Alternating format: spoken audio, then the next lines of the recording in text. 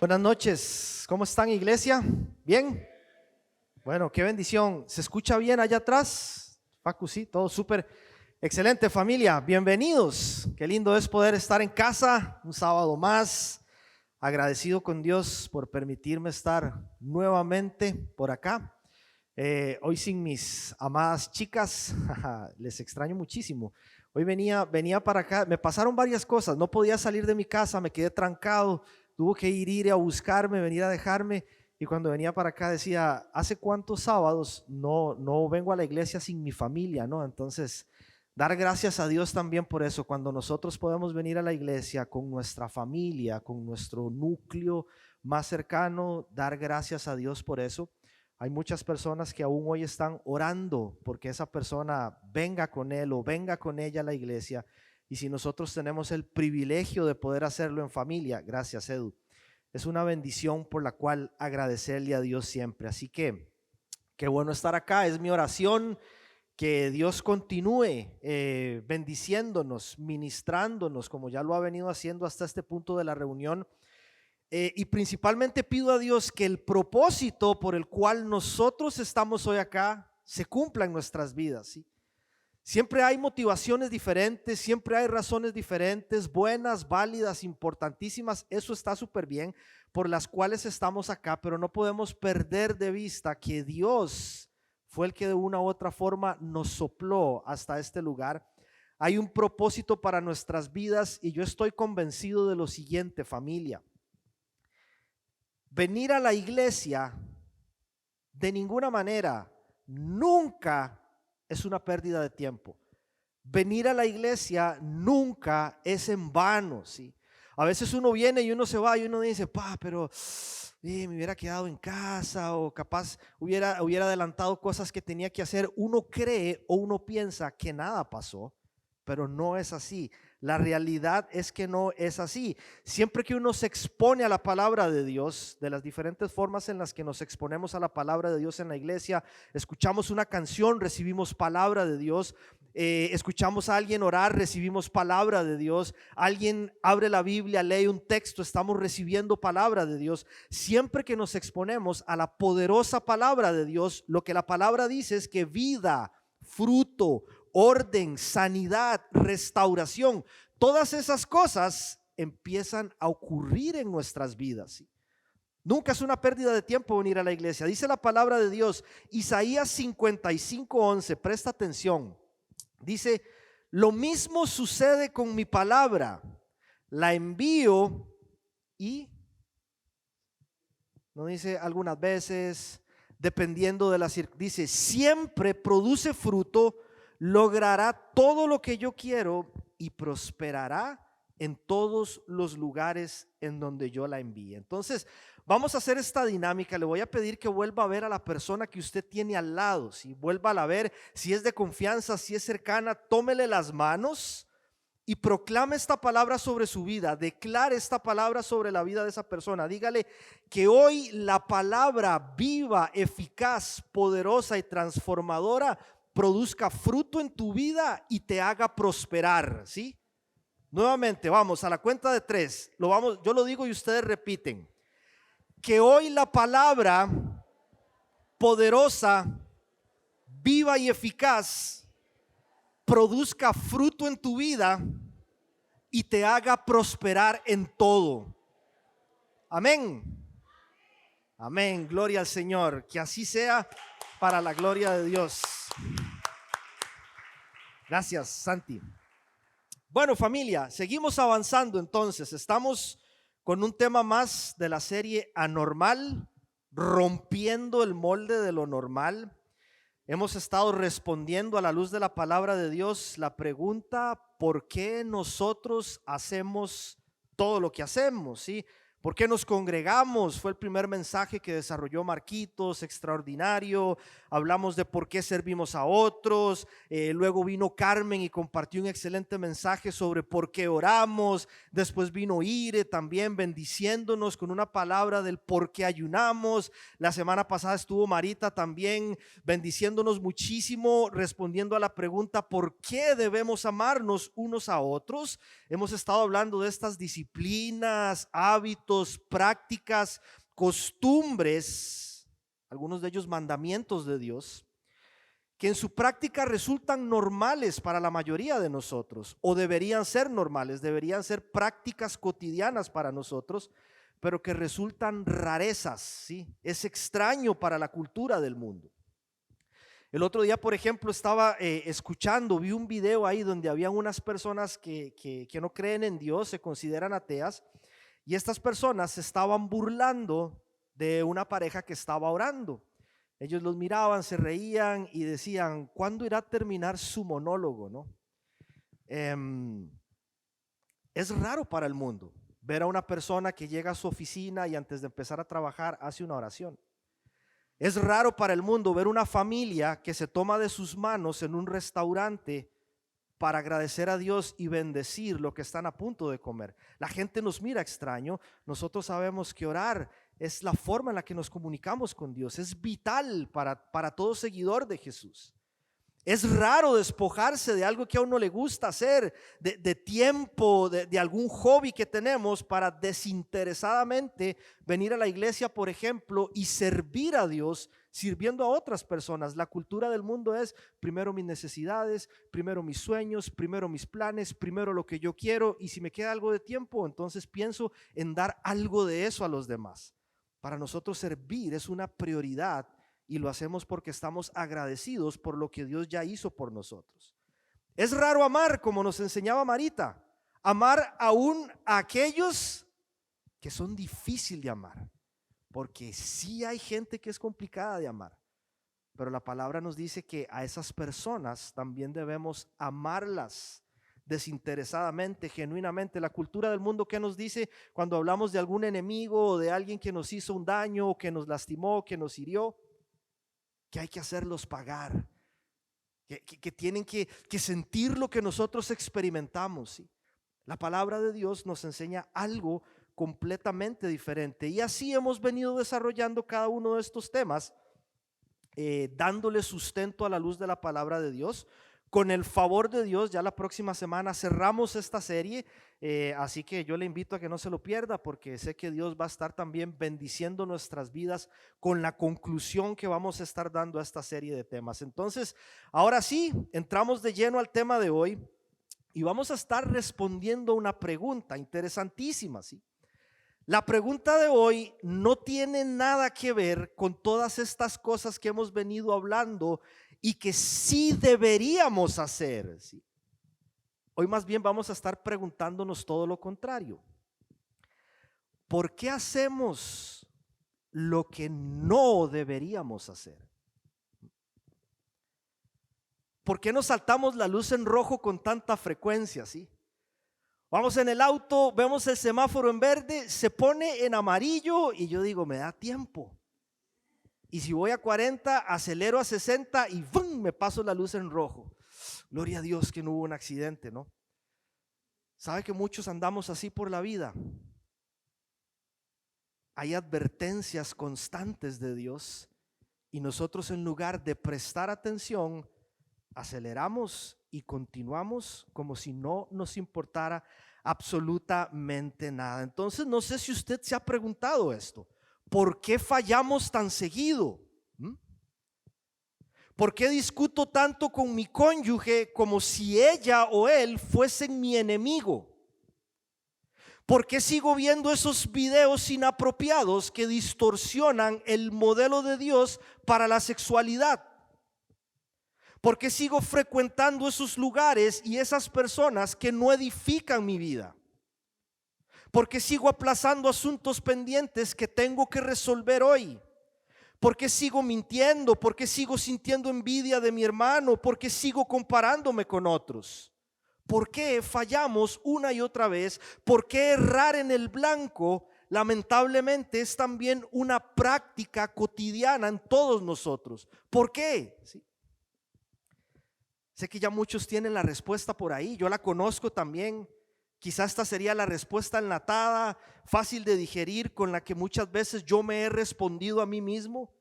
Es que somos humanos, es que soy pecador, es que soy imperfecto, es que Dios me ama tal como soy, es que todos luchamos con una debilidad, ¿cierto, no? Esa es la respuesta que nos viene automáticamente cuando pensamos en por qué fallamos una y otra vez, que no es mentira. No estoy diciendo que sea mentira, es verdad todo eso. Solamente que muchas veces usamos estas verdades para autojustificarnos y permitirnos permanecer en zonas, circunstancias, relaciones, actitudes, hábitos, prácticas que no nos favorecen, que nos estancan y que traen dolor y destrucción a nosotros mismos, pero también a nuestras familias. ¿Sí? Y entonces a veces nos decimos esto y nos repetimos una y otra vez lo mismo, pero como con actitud de autocompasión y de autoconmiseración. ¿Sí? Es que soy tan imperfecto. Es que pobrecito yo, tengo esta lucha. Y nos permitimos quedarnos en esa situación que sabemos no está construyendo nada bueno en nuestras vidas. ¿Sí? Vean qué interesante lo que dice Primera de Juan, capítulo 3, versículo 9. Presta atención, dice: los que han nacido en la familia de Dios, ojo, no se caracterizan por practicar el pecado, porque la vida de Dios está en ellos. No se caracterizan por practicar el pecado. Interesante, ¿no? No sé si usted sabe esto, pero hay cristianos que pecan por deporte. ¿Sí? Es un deporte para ellos. ¿Sí?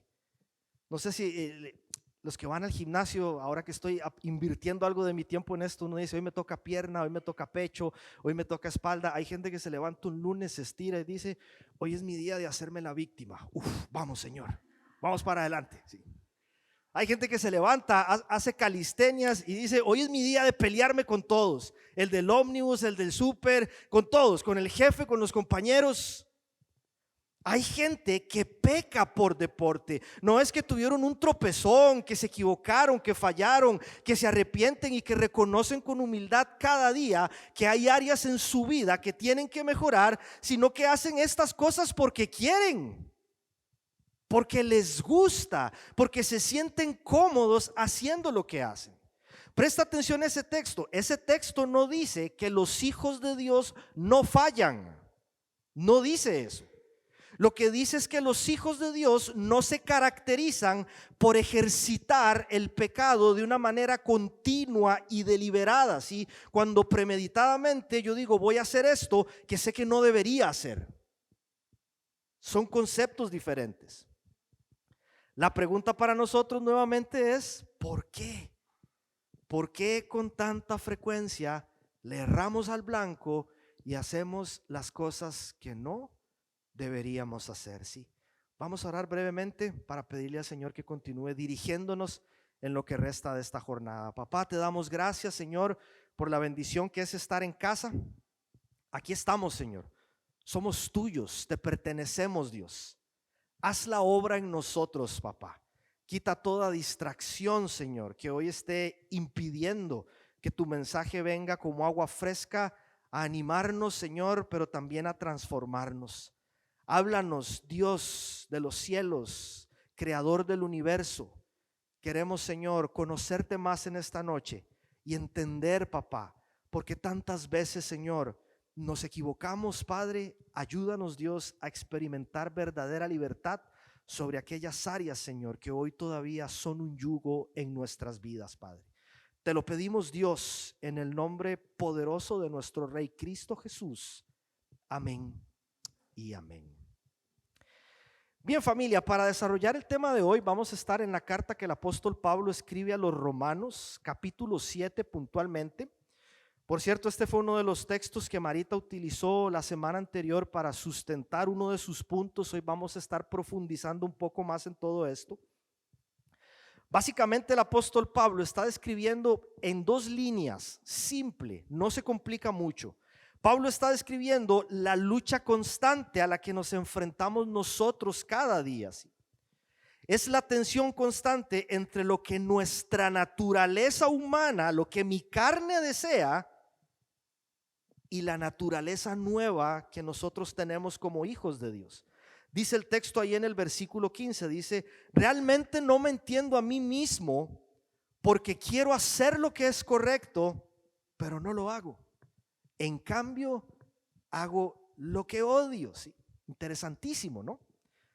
No hago el bien que quiero, sino el mal que no quiero. Así es como lo plantean otras versiones. Lo que Pablo está proponiendo aquí, o lo que Pablo está planteando aquí, no es un tema de conocimiento. Pablo sabe muy bien cuáles son las cosas que él debería hacer, cuáles son las cosas que su corazón quiere hacer, que su corazón anhela hacer. Pero Pablo también sabe, porque el Espíritu Santo habita en él, cuáles son las cosas que la nueva naturaleza en Cristo aborrece, ¿sí? Y esto es interesantísimo. Para mí es una de las principales señas de alguien que ha abrazado la salvación en Jesús. Esa repulsión que nos da cuando hacemos algo que no honra a nuestro Señor. Es simplemente no podemos pecar a gusto, ¿sí? Hacemos algo malo, nos equivocamos y ya al rato estamos como: Señor, perdóname, o sea, fallé, y ahí voy entonces, iré, ¿me perdonas? ¿Me perdonas por lo que dije? No podemos pecar en paz. El Espíritu Santo habita en nosotros. Pablo sabe esto, él lo entiende. No es un problema de conocimiento, y su problema, al igual que el nuestro, no es saber qué se debe hacer, es que no puede hacerlo. Aunque quiere, no puede. Aunque intenta, no puede hacerlo. Si Pablo conoce la ley, esa es la ley que le permite ser consciente de lo que no está bien. La ley viene como luz a nuestras vidas. La palabra de Dios, los mandamientos de Dios arrojan luz. Cuanto más nos acercamos a Dios, cuanto más conocemos su palabra, más evidente se tiene que empezar a hacer en nuestra vida lo que está mal, ¿sí? Es una lámpara a nuestros pies. Yo no puedo decir que Cristo es mi Señor, que Dios es mi Padre en el cielo, que conozco su palabra, y pretender seguir viviendo en oscuridad. La ley arroja luz a nuestras vidas, ¿sí? Pablo conoce la ley, él se reconoce a sí mismo como lo que verdaderamente es. Sin embargo, la ley no le otorga el poder ni las fuerzas para hacer lo que él tiene que hacer, ¿sí? Y termina sintiéndose como alguien miserable, como alguien fracasado. Dicen los versículos 23 al 25: trato de obedecer la ley de Dios, pero me siento como en una cárcel, donde lo único que no puedo hacer es pecar. Katy, si me pasas el otro texto. Otra vez, presta atención. Trato de obedecer la ley de Dios, pero me siento como en una cárcel, donde lo único que puedo hacer es pecar. Sinceramente deseo obedecer la ley de Dios, pero no puedo dejar de pecar porque mi cuerpo es débil para obedecerla.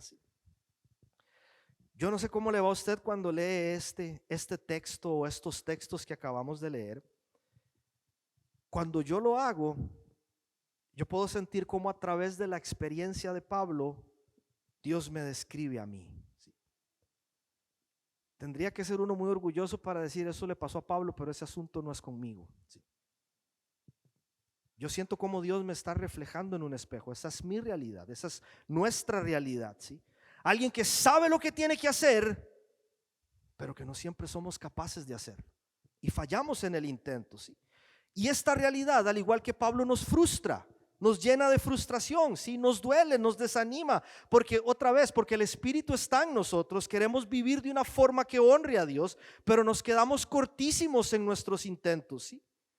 Y esta es la tensión que plantea Pablo nuevamente. Por un lado, él siente que es esclavo de la ley, la conoce, la entiende, pero por más que lo intenta, es incapaz de obedecerla. Y por otro lado, entonces, Pablo se siente esclavo del pecado, porque su naturaleza humana constantemente lo arrastra a donde él no quiere. Entonces, ¿cómo se siente? Se siente desanimado, se siente triste, se siente frustrado, se siente en un laberinto sin salida. Y ahí pregunto, ¿cuántos nos hemos sentido alguna vez de esa manera? Yo me identifico totalmente, ¿sí? Desanimadísimo por no poder hacer lo que la palabra de Dios me dice que yo debo hacer, y termino haciendo lo que mi carne desea, pero mi espíritu no. ¿Qué hacemos? ¿Qué hacemos? ¿Cómo podemos hallar una salida a ese laberinto en el que nos encontramos nosotros todos los días.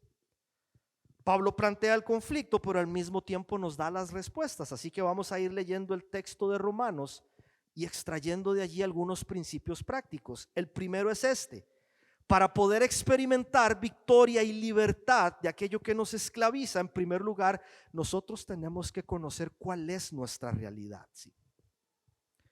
Súper importante. No solo la realidad en la que nosotros estamos inmersos, vivimos en un mundo ensombrecido por el pecado. Es un sistema de valores que está en choque con los valores del reino de Dios. Pero también tenemos que reconocer y saber cuál es mi realidad como ser humano. ¿Sí? Nosotros vivimos en una sociedad sumamente materialista. ¿Sí? Todo es artificial, todo es plástico, todo es efímero, ¿sí? Todo es hedonismo, buscando satisfacer nuestros deseos humanos, ¿sí? Y esa sociedad, en todo este tiempo que estamos viviendo, donde hay tanta tecnología, tanta comunicación y podemos exponernos tanto al ojo público, es muy fácil autoengañarnos a nosotros mismos y engañar a otras personas presentando una imagen que no refleja en nada cuál es nuestra realidad. ¿Sí? Una buena selfie, unos cuantos filtros que hay buenísimos ahora, un caption así bien motivacional y listo, le decimos al mundo: todo está perfecto en mi vida, ¿sí? Todo está súper bien en mi vida. Viene Pablo, imagínate a Pablo, ¿sí? Imagínate que las páginas de la carta a Romanos hubiesen sido el feed de Instagram de Pablo. Y ahí él está escribiendo a la iglesia en Roma cómo se siente. Sin filtros, abre su corazón con dolor para reconocer que su vida, la vida de un cristiano, la vida de todo seguidor de Jesús, sabe, familia, no es un paseo por el parque para disfrutar un atardecer. Yo quisiera decirle que es así, la verdad es otra. Vivimos en un mundo enfermo y dijo Jesucristo que en este lugar vamos a enfrentar aflicción constante. Y cuando conocemos a Jesús, no significa que la aflicción se va, significa que en Él encontramos fuerzas, sabiduría, paz, dirección, esperanza y ánimo para poder atravesar por esas dificultades. Pero Pablo reconoce su realidad, él no la oculta, ¿sí? Es consciente de su lucha. Nosotros deberíamos hacer lo mismo. No hay nada más contraproducente para un cristiano, para un seguidor de Jesús, que ser indiferente. Gonza nos hablaba de esto el jueves a los hombres en un mensaje extraordinario sobre la indiferencia. Un cristiano indiferente, un cristiano adormecido, un cristiano distraído, un cristiano que no es capaz de reconocer la realidad en la que está inmerso. ¿Sí? Ahora, de este punto, ¿cuál es nuestra realidad? Se compone de diferentes elementos, ¿sí? La realidad que nos afecta a nosotros se compone de diferentes elementos y voy a resumirlos de manera muy breve en 3 puntos. Son subpuntos del primer punto, ¿sí? En primer lugar, necesito ser consciente de la realidad de mi naturaleza. ¿Qué significa esto? Que soy pecador. Significa que soy imperfecto. Significa que el problema no es Dios. Significa que el problema no son sus mandamientos. Significa que el problema no es la iglesia. Significa que el problema soy yo, que poseo una naturaleza que está deformada por el pecado. Esa es nuestra realidad y no nos gusta admitirlo. Por eso maquillamos esa realidad con obras que nos hacen parecer buenos, porque no nos gusta reconocernos como lo que verdaderamente somos. Pero vean el valor, la honestidad y la sensibilidad de Pablo en el versículo 14. Dice: por lo tanto, el problema no es con la ley, porque la ley es buena y espiritual. El problema está en mí, porque soy demasiado humano, porque soy un esclavo del pecado, ¿sí? No es la ley, no es Dios, no son sus estatutos. El problema soy yo, que fallo una y otra vez. El problema soy yo, que soy pecador por naturaleza. El problema soy yo, que no tengo lo suficiente para poder obedecer la ley de Dios en su totalidad.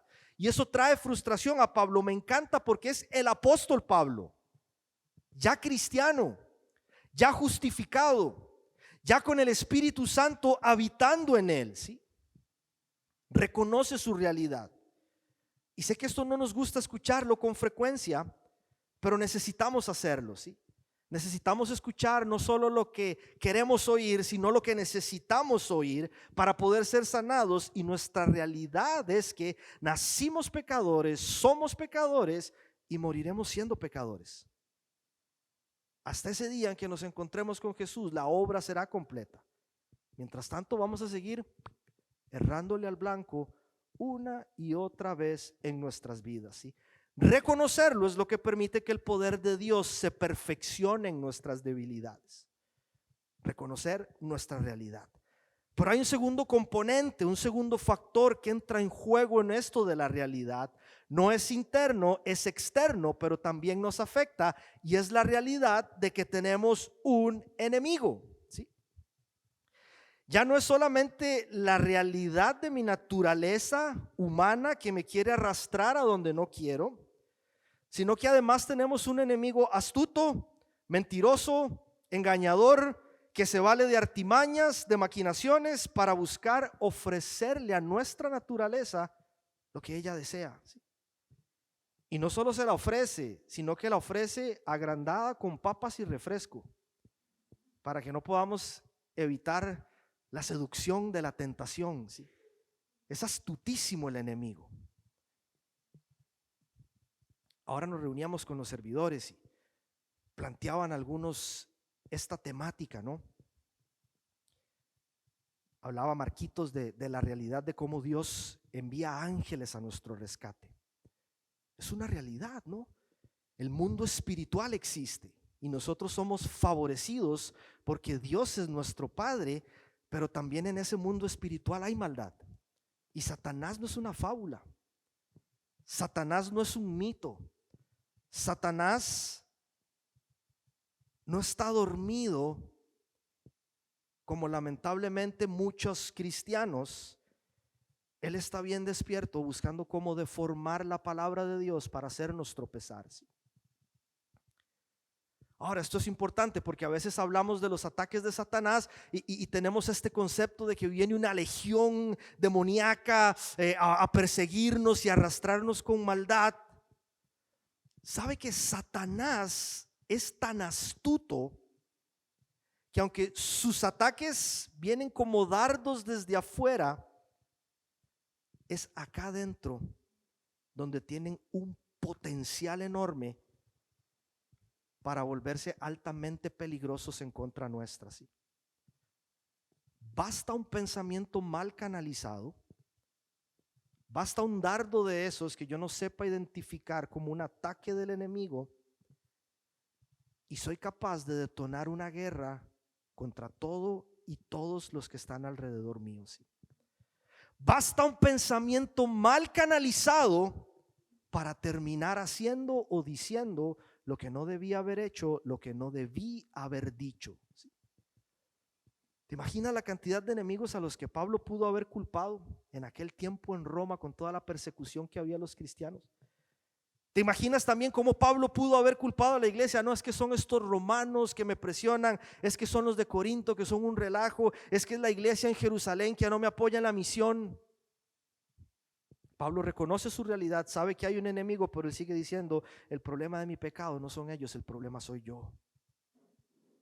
Satanás puede atacarnos, puede enviarnos mentiras, pero Dios nos ha dado las herramientas necesarias para poder repeler esos ataques. Jesús lo hizo en el desierto. ¿Qué estamos haciendo nosotros con todos esos dardos que constantemente vienen a nuestra mente? Y la palabra de Dios dice que nuestra lucha no es contra carne ni sangre, pero nosotros seguimos peleando con las personas equivocadas. Y aquí está la pregunta: ¿con quién estás peleando una batalla hoy pensando que es tu enemigo? ¿Con tu esposa? ¿Con tu hijo? ¿Con tu jefe? ¿Con tu vecino? ¿Con tu compañero de ministerio? ¿Con tu compañero de trabajo?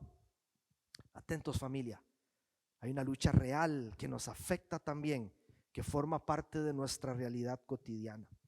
Y tercero y último componente de nuestra realidad es que aún hay en nosotros influencia de la vieja levadura. ¿Sí? Por naturaleza somos pecadores, tenemos un enemigo que nos quiere engañar constantemente, pero también sumado a eso, yo tengo que entender que aún hay en mí hábitos, mañas, malas conductas, fortalezas que quizá no me doy cuenta de que estoy fallando cuando las practico y que son consecuencia de los modelajes y de las experiencias que hemos adquirido a lo largo de nuestra vida. Pablo habla un poco de esto en su carta a los Corintios. Dice Pablo mismo que nosotros en Cristo somos nueva creación, ¿cierto? Que lo pasado queda atrás y que ya empieza lo nuevo. Pero la realidad es que nosotros estamos siendo pulidos por Jesucristo y eso es algo que va a durar toda la vida. Y hay una realidad que yo tengo que entender, es que seguramente aún en mí hay conductas aprendidas, modelajes erróneos de mi casa, de mis abuelos, de mis tíos, de mis padres, de mis compañeros de liceo, de mis profesores, de cualquier lugar, modelajes aprendidos que, como dijo Iré hace 2 semanas, necesitamos con urgencia empezar a desaprender. ¿Sí? Necesitamos empezar a desamoldarnos de todo lo que está deformando nuestra vida. Sean transformados mediante la renovación de sus pensamientos. Yo tengo que entender esa realidad y decir, Señor, esto no puede continuar más. No importa cuánto vi a mi papá hacer esto, yo no puedo seguir el ejemplo de mi padre. No importa cuánto vi a mi tío político decir estas cosas, yo no puedo seguir repitiendo las cosas que él repetía. Dame la fuerza, Señor, para ser nuevo en todas las áreas de mi vida. ¿Sí? Y el otro día venía una persona, se me acercaba un poco asustada con esto y me preguntaba lo siguiente, me decía, es que leí en la Biblia que yo voy a ser castigado por los pecados de mis padres. ¿Sí? Estaba haciendo referencia a un texto que hay en el libro de Éxodo, ¿no? Interesantísima pregunta. ¿Sabe que en Jesucristo nosotros no heredamos el pecado de nuestros padres? No tenemos por qué. No nos determina el pecado de nuestros padres, ni las decisiones de nuestros padres, pero sí nos moldea y se aprenden. ¿Sí? Se aprenden, ¿sí? No solo de nuestros padres, como mencioné, de toda la influencia que hemos recibido durante nuestro crecimiento, ¿sí? Pero lo que la palabra enseña es que un día yo voy a dar cuentas a Dios por mis actos, no por los de mis padres. Ni voy a dar cuentas a Dios por las decisiones que un día mis hijas adultas van a tomar. Dios me va a pedir cuentas de mis decisiones y yo no le puedo decir, Señor, es que esto me lo enseñó mi tío.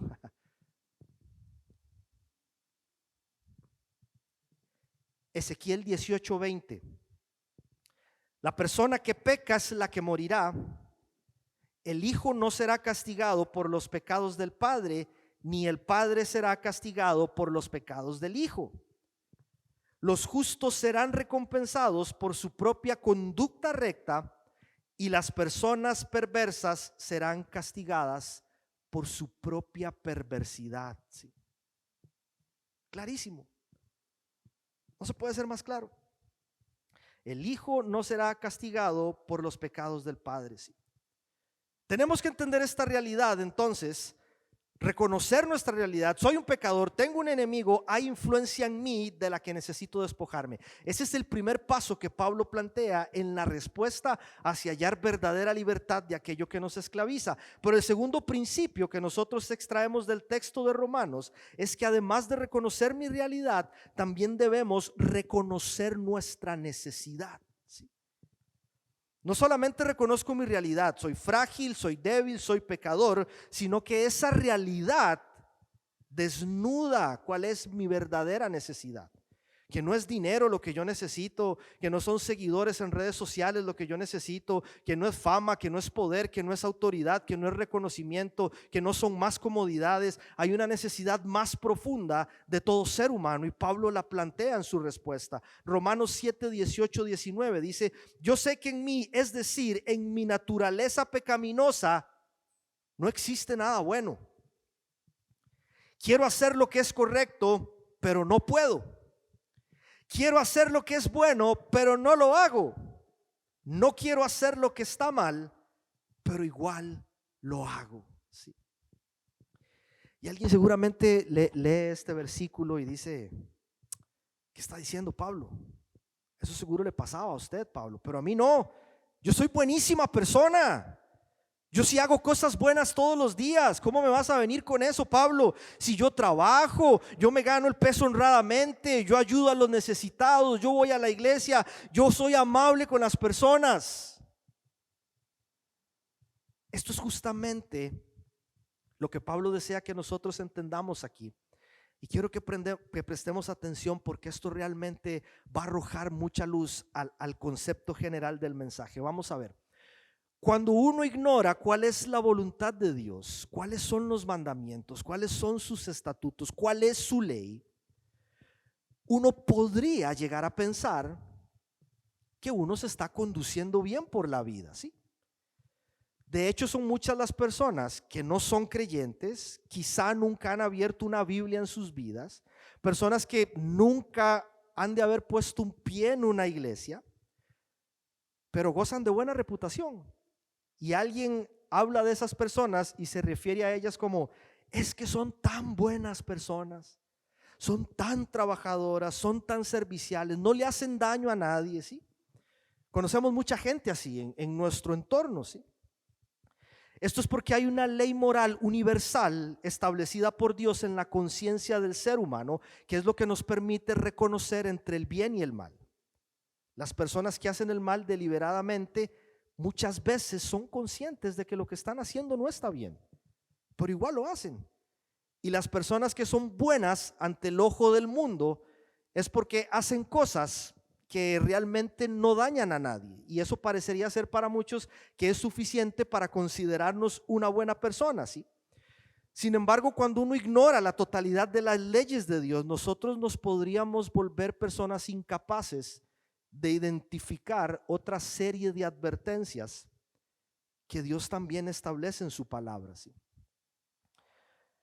Es como conducir un auto. Imagínate que vamos conduciendo un auto por una ciudad donde no hay una adecuada ley de tránsito, ¿sí? ¿Se imaginan? No hay señales, no hay semáforos, no hay reguladores de velocidad, no hay un oficial a la vista. Cualquier parecido con Costa Rica, lo que fueron, es mera coincidencia.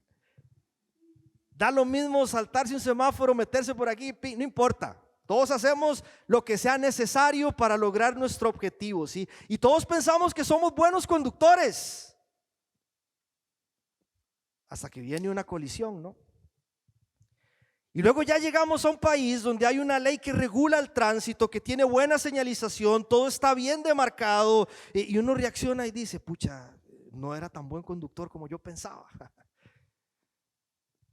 Estaba haciendo cosas no tan buenas que estaban poniendo en peligro mi vida y la de otras personas, ¿sí? Esto es precisamente lo que la ley de Dios hace, ¿sí?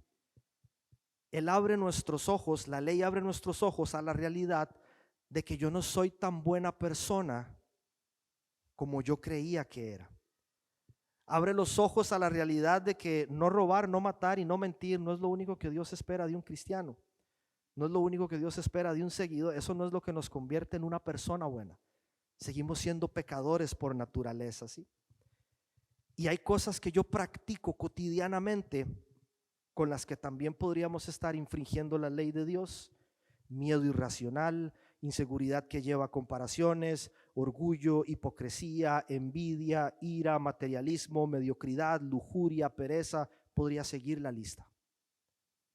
Cuando no conocemos la ley de Dios, muchas veces podríamos ignorar que con estas cosas yo también estoy infringiendo la ley de Dios. Y esto es lo que dice Pablo en el versículo 9, traducción lenguaje actual. Cuando yo todavía no conocía la ley, vivía tranquilo.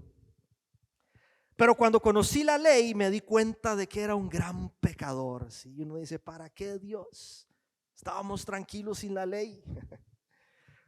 Ahora me doy cuenta de lo que realmente soy. Un pecador, Señor. que falla una y otra vez. Ahora, esto es lo hermoso de la ley. Por eso es que hablamos nosotros de que la ley de Dios es hermosa, ¿sí?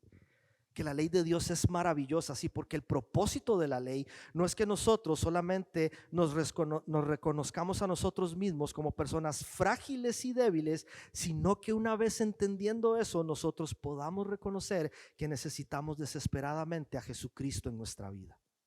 Ese es el propósito de la ley. Revela nuestra realidad, y una vez que yo sé quién soy, yo digo: Señor, te necesito, Padre. Desesperadamente, urgentemente, no puedo seguir viviendo mi vida si tú no eres el centro, Señor. ¿Sí? Craig Groeschel, un predicador, autor, pastor, él dice: nunca reconocerás tu necesidad de un Salvador hasta que no te veas a ti mismo como un pecador. ¿Sí?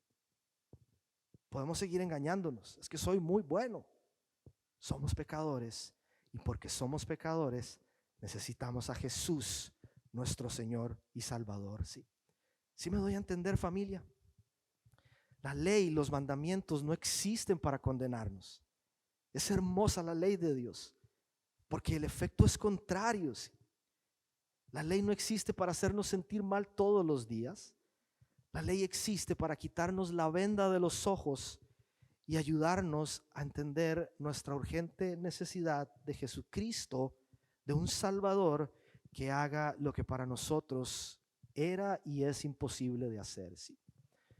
Entonces Pablo va trazando este camino hacia la libertad: reconocer nuestra realidad frágil, débil, pecadora, reconocer nuestra necesidad, un Salvador que nos rescate, y el último principio que leemos en Romanos para vivir una vida en victoria es que necesitamos reconocer nuestra incapacidad. ¿Sí?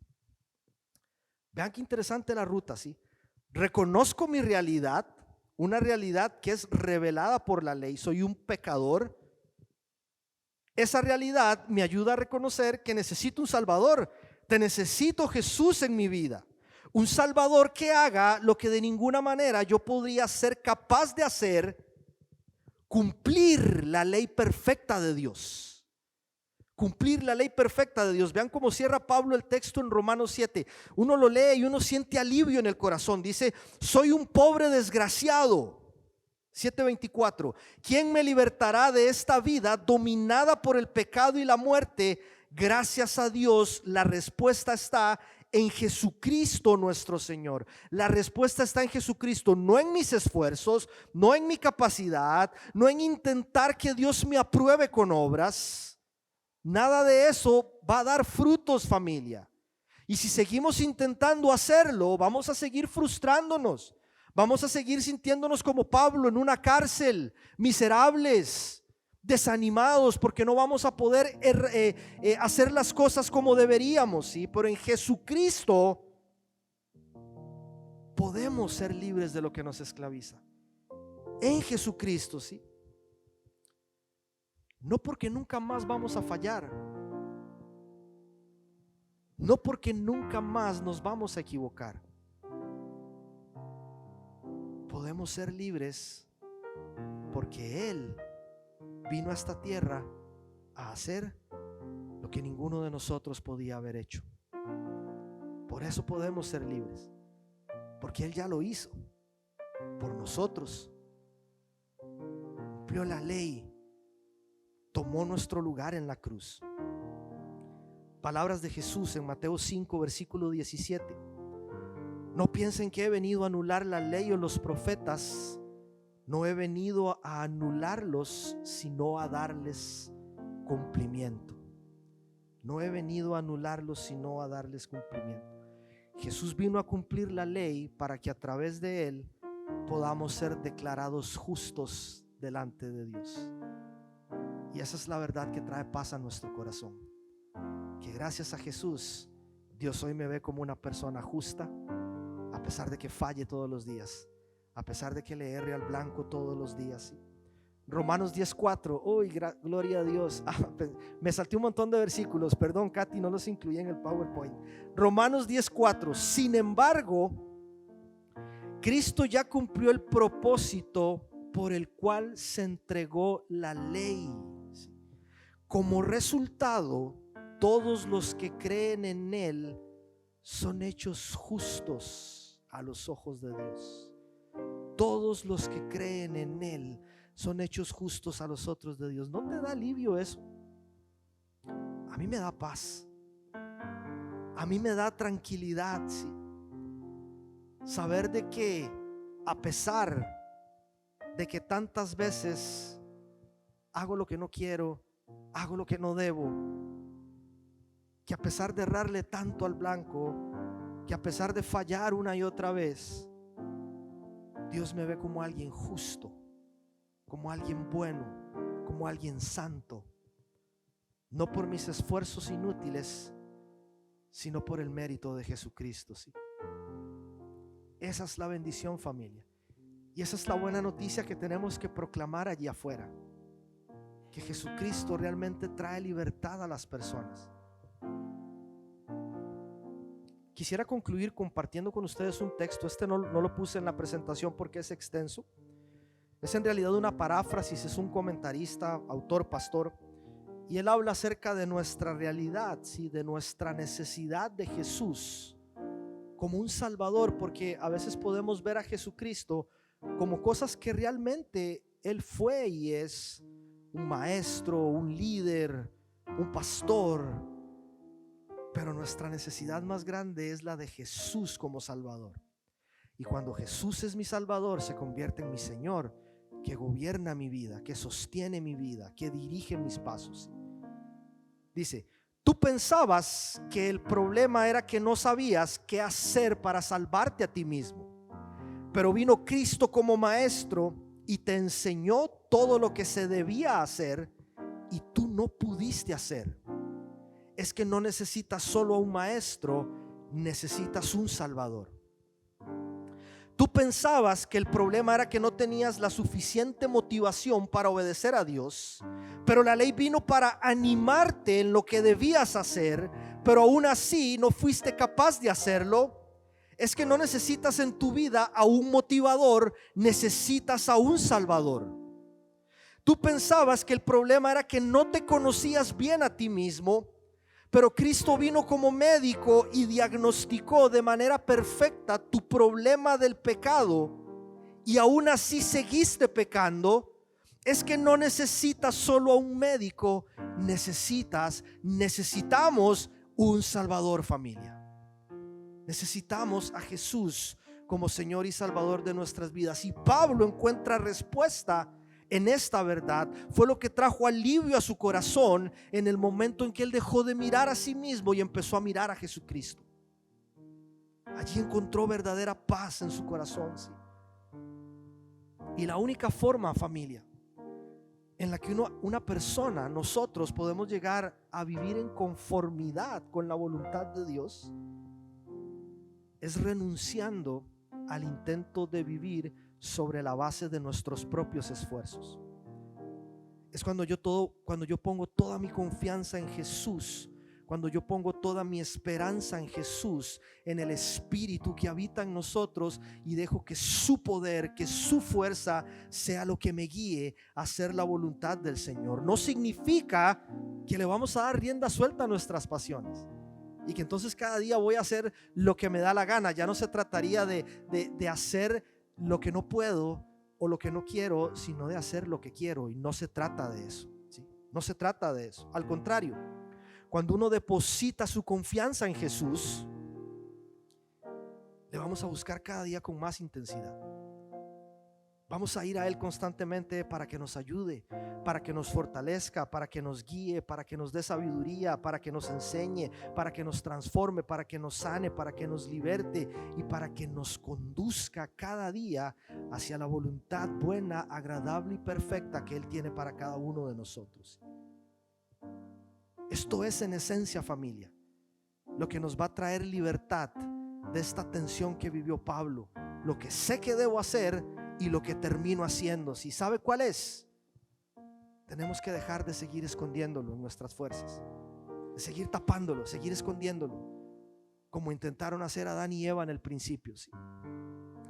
Tenemos que dejar de seguir esforzándonos por demostrar a otros que nosotros podemos. Tenemos que dejar de seguir lavándolo nosotros. Yo soy incapaz de lavar mi suciedad. No puedo. Solo Jesucristo puede hacerlo. Tengo que dejar de esforzarme por seguir tratando de arreglarlo yo mismo. Lo mejor que podemos hacer es correr a Jesucristo, reconocerlo delante de Él, dárselo a Él para que Él lo haga por nosotros, que de hecho ya lo hizo. Y porque Jesucristo se levantó al tercer día, nuestra naturaleza antigua quedó crucificada con Él y resucitamos con Él, siendo una nueva creación. Hoy por Él tenemos las fuerzas para vivir de una manera diferente. Romanos 5, 20, 21. La ley de Dios fue entregada para que toda la gente se diera cuenta de la magnitud de su pecado. Vean qué hermoso esto. Pero mientras más pecaba la gente, más abundaba la maravillosa gracia de Dios. Te parte el corazón por la mitad. No es portarme bien lo que me hace merecedor de la gracia de Dios. Es reconocer que soy un sucio pecador y que necesito a Jesús desesperadamente para que su sangre lave mi pecado, para que su sacrificio pague mi cuenta, para que el Espíritu Santo me dé las fuerzas para vivir como a Él le agrada. Dice el 21: entonces, así como el pecado reinó sobre todos y los llevó a la muerte, ahora reina en cambio la gracia maravillosa de Dios, la cual nos pone en la relación correcta con Él y nos da como resultado la vida eterna por medio de Jesús nuestro Señor. Pónganse de pie, familia, vamos a terminar orando. No sé cómo llegaste a esta reunión hoy. No sé qué te pesaba en los hombros. Y no sé qué fue lo que más capturó tu mensaje, la atención de todo el mensaje. Quizá mucho, quizá poco, quizá nada, lo cual sería muy triste.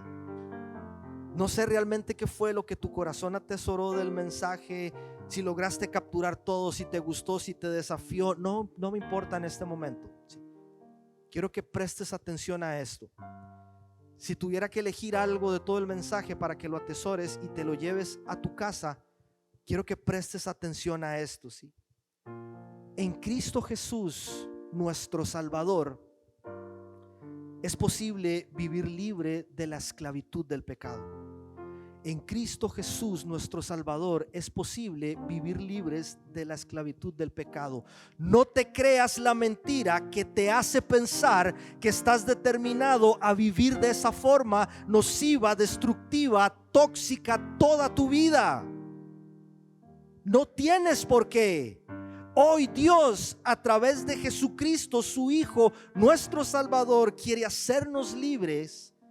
Solo tenemos que poner nuestra mirada en Él y confiar plenamente en que su obra en la cruz fue, es y seguirá siendo suficiente. ¿Lo crees? ¿Crees que el sacrificio de Jesús fue suficiente, es suficiente y seguirá siendo suficiente? Amén. Entonces vamos a pedirle al Señor que nos ayude a experimentar verdadera libertad. Padre bueno, te damos gracias, Señor, porque en esta noche no podemos hacer otra cosa más que reconocer nuestra realidad. Somos pecadores, Dios. Somos pecadores, Señor. Gracias por tu hermosa ley, Señor, que alumbra nuestro sendero día a día. Gracias por tu maravillosa, poderosa, sanadora palabra, Señor, que nos transforma, que nos sana, Señor, pero que también revela nuestra naturaleza, Dios. Nos dice cómo y quiénes realmente somos, Señor. Ayúdanos, Padre Santo, en esta noche, papá. Te pedimos perdón, Dios, una vez más por todas las veces que hemos cerrado en el blanco. Perdónanos, Dios bueno. Sabes, Dios, cuántas veces lo hemos intentado y seguimos fallando, Señor. La esperanza que nos queda, Dios, es saber que la obra en nosotros no ha concluido, Señor. Que no nos vas a dejar como estamos, Señor. Que has venido puliendo áreas de nuestra vida y que vas a seguir puliendo áreas de nuestra vida, Señor. Gracias, Dios, porque sabemos que esa obra será perfeccionada en su totalidad, papá. Y un día el pecado ya no nos va a esclavizar más, Señor. Y podremos vivir en perfecta paz, gozo, Señor, por una eternidad en tu presencia, Señor. Mientras tanto, Dios, nos aferramos a ti. Te reconocemos como nuestro Señor y Salvador. Te necesitamos, Dios. Te necesito hoy, Señor, más que ayer, y mañana seguramente te necesite más que hoy, papá. Tu palabra es como un bálsamo a nuestro corazón que nos recuerda que donde abundó el pecado, Señor, también sobreabundó la gracia, Padre. Qué hermoso que en este lugar, Señor, donde abunda el pecado, empezando por mí, cada persona que está hoy acá, Señor, a pesar de eso, tu gracia sobreabunda, Señor, y nos restaura y nos sana y nos revitaliza, Señor, y nos forma, Señor, y nos ayuda para poder seguir adelante, confiando, Padre, en que nunca nos dejarás solos, Señor. Ayúdanos, Dios, ayúdanos, papá, a no ser arrastrados con tanta constancia por lo que nuestra carne desea, Señor. El Espíritu Santo, Dios en la persona del Espíritu Santo, habita en nosotros, y tú nos das la fuerza y el poder, Señor, para huir de la tentación. Tú nos das la sabiduría para tomar mejores decisiones. Tú nos das la sabiduría para tener conversaciones que edifiquen. Tú nos das sabiduría para discernir qué me conviene y qué no me conviene. Tú nos das sabiduría y discernimiento, Señor, para saber cuáles son las cosas que tengo que empezar a hacer hoy, papá. Que la gracia no sea nunca, Señor, algo que usamos para seguir haciendo las cosas que no debemos, Señor. Todo lo contrario, que sea un aliciente para buscarte cada día y pedir, Señor, que tú nos ayudes a vivir de una forma que te honra, papá. Gracias, Señor, por mis hermanos, por mi familia, Señor, de fe. Los bendigo, Padre Santo, en el nombre de Jesús. Restaura hogares, restaura matrimonios, restaura familias, restaura finanzas, restaura situaciones laborales, provee trabajos, provee fuentes de ingresos, Señor. Te lo rogamos, trae sanidad, salud, Señor. Te lo pedimos, Dios Santo, y te damos gracias, Señor, en el nombre poderoso de nuestro Salvador y Rey Cristo Jesús. Oramos estas cosas, Dios bueno. Amén y amén.